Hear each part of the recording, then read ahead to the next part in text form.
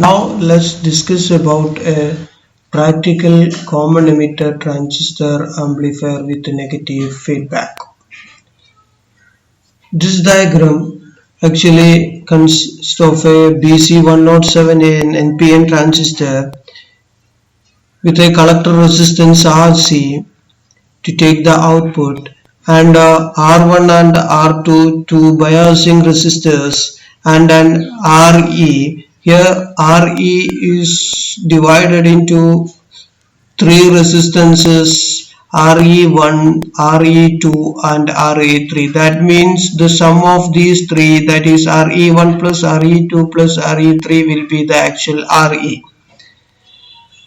And other usual capacitances, input capacitor, the coupling capacitor and the bypass capacitors are connected. So this diagram actually represents a common emitter transistor amplifier. There is no feedback employed in this diagram. Now we have to see how we can introduce a negative feedback in this circuit. For that, usually what we will do is that the output voltage is actually the voltage across the collector and emitter junctions. Here one more thing we have forgot is a common ground will be here.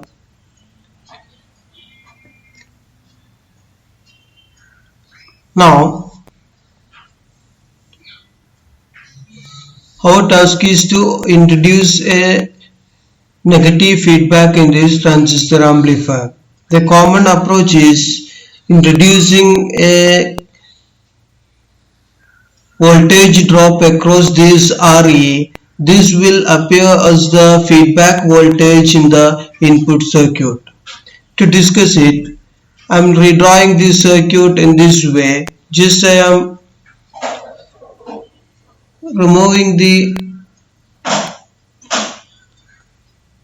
connection of this emitter bypass capacitor to some other point, that is it is usually actually connected in between the first emitter resistance, that is RE1, and the emitter. Instead of it I am just replacing it to the point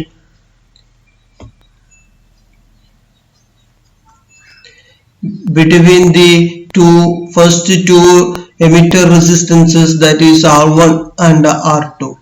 So just I am connecting it here. So now the current flowing through the emitter, that is IE, has to drop across, that is the AC current, emitter current will drop across this RE1, which will reduce the output voltage. Not only reducing this output voltage, some part of the current is dropped here, that will be sent back to the input voltage, input signal, or we can see that this voltage across this RE1, that is IE into RE1, will be in parallel with this voltage, or we can say that this voltage is actually plus and minus.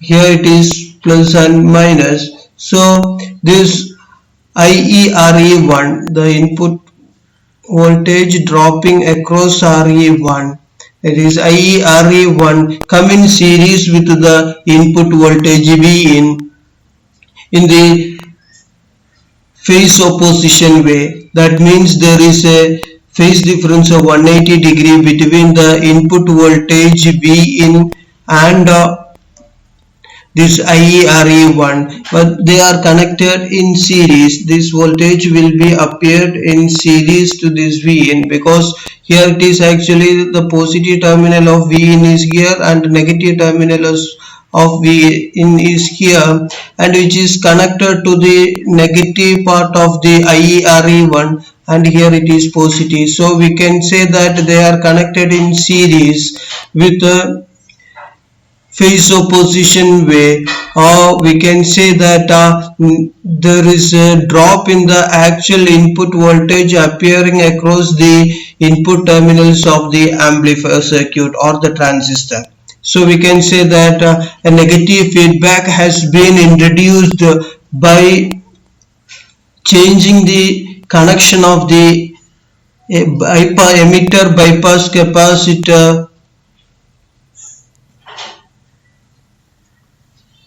to in between the two emitter resistance, or if we remove this emitter bypass capacitor, the emitter current will has to drop across the entire RE, which in turn introduce a large voltage drop or feedback voltage to the input voltage. So we can say that here the feedback voltage Vf is IE into RE. The actual output voltage according to the amplifier circuits, we know that it is nothing but IC into RC. So the feedback fraction in this case is MV is equal to Vf divided by V0, which is equal to IE into RE divided by IC into RC.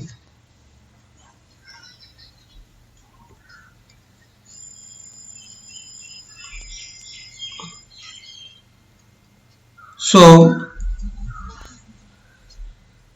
we know that this IE is approximately equal to IC. So the feedback fraction MV can be written as RE divided by RC. So in this circuit, the feedback fraction is given by RE by RC. Now we can discuss how we can practically determine this feedback fraction from the experimentally obtained values. For that, just consider this circuit, and this bypass capacitor is connected in between RE1 and emitter of the transistor, that is in the initial cases, as in the case of there is no feedback is applied. So we will get output voltage corresponding to the input voltage, which is given by AV. The voltage gain without feedback is given by V0 by V in. See, now when we introduce the negative feedback, that is when we connect the circuit like this, that is in between RE, if the bypass capacitor is connected in between RE1 and RE2, then there is a feedback, and the feedback voltage is the voltage across RE1. So now that will be given by, in that case, the feedback voltage gain, we can call it as the voltage gain with feedback. In that case, we will get a output voltage that is according to the theory of feedbacks. It is AV into 1 plus MV into AV. So we can calculate this MV here, that is MV is equal to RE1. Here it is actually RE1.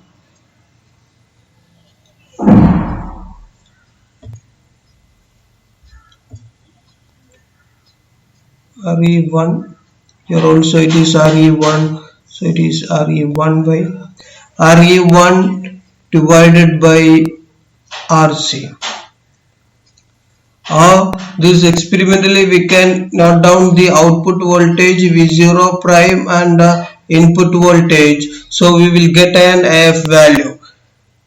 So this is the theoretically predicted feedback fraction MV is equal to RE1 by RC.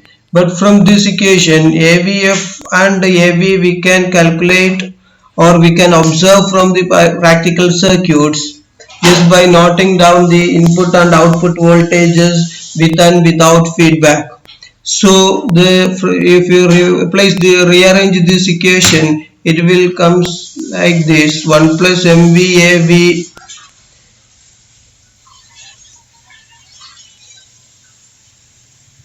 is equal to AB divided by AVF. So MVAV is equal to AV minus AVF divided by AVF, which implies MV is equal to AV minus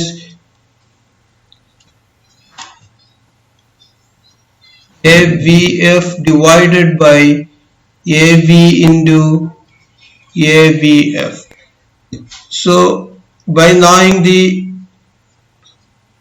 gain of the transistor with feedback and without feedback, we can calculate the feedback fraction by using this equation. This will be the experimentally observed feedback fraction, and this is the theoretically predicted feedback fraction, and we can compare the values of these two to check the correctness of our circuit. So again I am coming back to this circuit. Remember that